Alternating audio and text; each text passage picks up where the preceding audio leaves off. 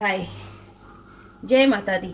महर्षि मार्कंडेय जी बोले, भगवान सूर्य के पुत्र सारवणी की उत्पत्ति की कथा को मैंने विस्तार से कहता हूँ, आप ध्यान से सुनिए। सूर्य की छाया से उत्पन्न सारवणी जगत जननी महामाया की कृपा से जैसे मनवंतर के अधिपति बने, वह कथा सुनिए। प्राचीन काल में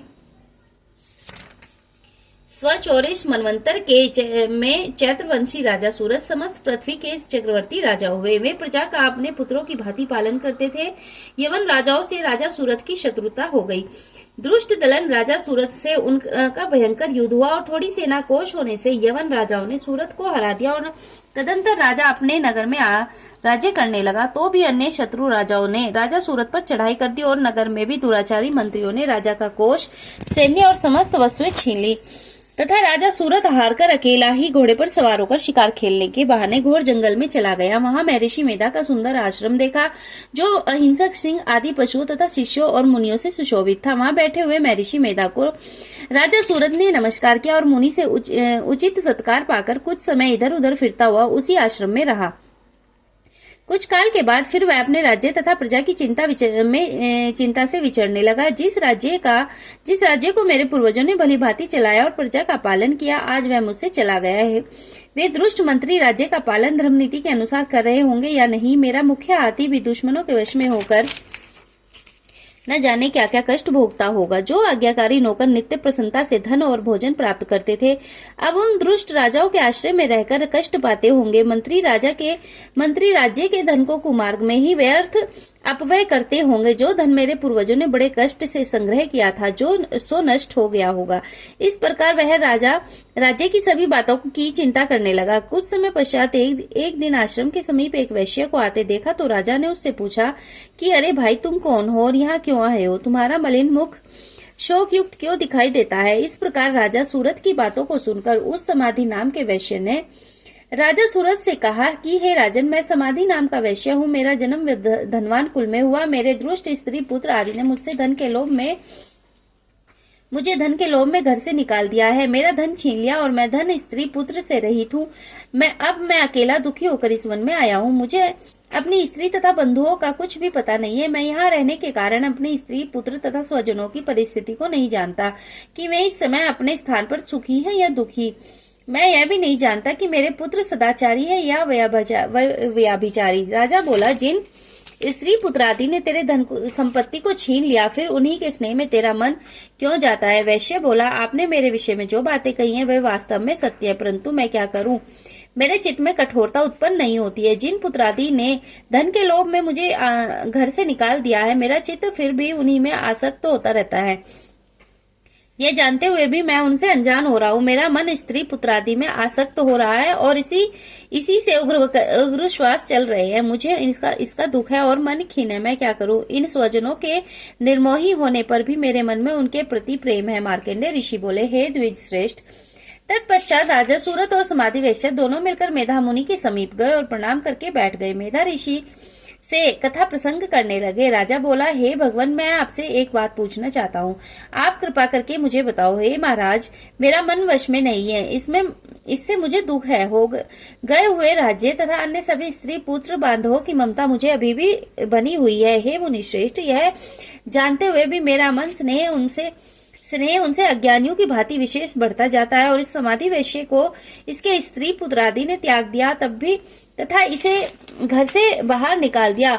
यह भी उनमें अत्यंत आसक्त रहता है। इसी तरह हम दोनों बहुत दुखी हैं। हे महाभाग, उनके दोष को जानते हुए भी हम दोनों का हृदय उनके प्रति ममता में आसक्त रहता है। इतना ज्ञान होते हुए भी ऐसी ममता क्यों है? हम दोनों को अज्ञानियों की भांति मूढ़ता क्यों उत्पन्न हो रही है? महर्षि मेधा ने कहा, समस्त जंतुओं को जानने योग्य ज्ञान होता है। हे महाभाग, सभी प्राणी पृथक पृथक होते हैं।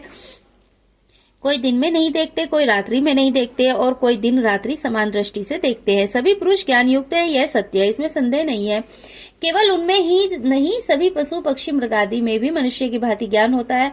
यह स्थूल ज्ञान होता है। जैसे मनुष्य में आहार आदि की इच्छा उत्पन्न होती है, वैसे ही पशु पक्षी आदि में भी आहार विहार निद्रा मैथुन आदि की इच्छा उत्पन्न होती है। ज्ञान होने पर पक्षियों की भांति भूखे होने पर भूखे होने पर भी ममतावश अपने बच्चों को चोंच में स्नेह से चुग्गा देकर प्रसन्न होते हैं। हे राजन, मनुष्य भी अपने पुत्र पौत्रों के साथ इसी भांति बर्ताव करते हैं।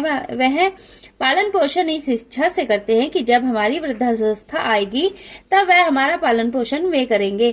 क्या यह तुम नहीं देखते कि पुत्रादि उनका भरण पोषण न भी करें तो भी माता पिता तो करते ही हैं, क्योंकि विश्व की स्थिति को रखने वाली महामाया के प्रभाव से वे मोह के गड्ढे में डाल दिए गए हैं। इसमें आश्चर्य नहीं है, क्योंकि यह भगवान की महामाया है। वह भगवती देवी बड़े बड़े ज्ञानियों के चित्त को जबरदस्ती खींचकर मोह में डाल देती है। इस देवी ने ही चराचर विश्व को उत्पन्न किया है और यह देवी प्रसन्न होकर भक्तों को वरदान देती है जिससे मुक्ति मिलती है। वही भक्ति के परम हेतु हम सनातनी ब्रह्म ज्ञान स्वरूपा विद्या है। यह भगवती ही सांसारिक बंधुओं की हेतु तथा सर्वेश्वरी है। राजा बोले, हे भगवान, आप जिसे महामाया कहते हैं वह कौन सी देवी है? हे द्विज, यह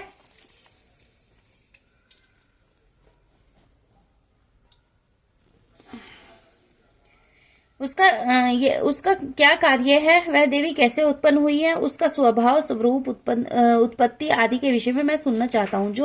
सो आप सभी वृत्तांत मुझसे सुनाइए। ऋषि ने कहा, यह देवी नित्य है और सब चराचर में व्याप्त है, तथापि उसकी उत्पत्ति अनेक भांति से है। उस कथा को तुम मुझसे सुनो। यह भगवती देवताओं के कार्य सिद्धि को उत्पन्न होती है और अजन्मा उत्पन्ना कहलाती है। जब भगवान विष्णु संपूर्ण विश्व को त्याग अंत में जल ही जल करके योग निद्रा में शेष शैया पर शयन कर रहे थे, उस समय विख्यात मधु तथा कैटभ नाम के दो घोर असुर भगवान विष्णु के कान के मैल से पैदा होकर ब्रह्मा जी को मारने को तैयार हुए। ब्रह्मा जी विष्णु भगवान के नाभि कमल पर स्थित थे। उन दोनों भयंकर महासुरों को मारने को आता देखकर और भगवान विष्णु को सोता हुआ देखकर ब्रह्मा जी योग निद्रा की प्रसन्नार्थ एकाग्र मन से स्तुति करने लगे, जिससे कि भगवान विष्णु के नेत्रों से भगवती योग माया अपना प्रभाव हटा ले और भगवान जाग पड़े। वह योग माया विश्वेश्वरी जगत माता, स्थिति संहार करने वाली भगवान विष्णु की अतुल तेज वाली निंद्रा स्वरूपा अनुपम शक्ति है। ब्रह्मा जी बोले, हे महामाए, तुम स्वाहा देवताओं को पालने वाली हो, तुम स्वधा पितृश्वरों का पोषण करने वाली हो, तुम ही वष्टाकार स्वर इंद्र को यज्ञ का हिस्सा पहुंचाने वाली हो, अमृत भी तुम ही हो, अक्षरों में ऊ मात्रा तुम हो तथा नित्य आदि मात्रा व्यंजन भी तुम ही हो। हे देवी, तुम ही संध्या, सावित्री और संसार की जननी हो। हे मातेश्वरी, विश्व को उत्पन्न, पालन और संहार करने वाली आप ही हो। रचना काल में सृष्टि रूप तथा पालन काल में संहार स्थिति स्वरूपा आप ही हो। आप महाविद्या, महामाया, महामेधा, महास्मृति, महामोहा, महादेवी, महासुरी हो।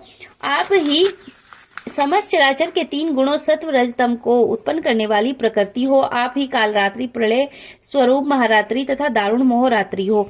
आप ही श्री ईश्वरी और बुद्धि की बोध स्वरूपा हो। लज्जा, पुष्टि, तुष्टि, शांति, क्षमता आप ही हो।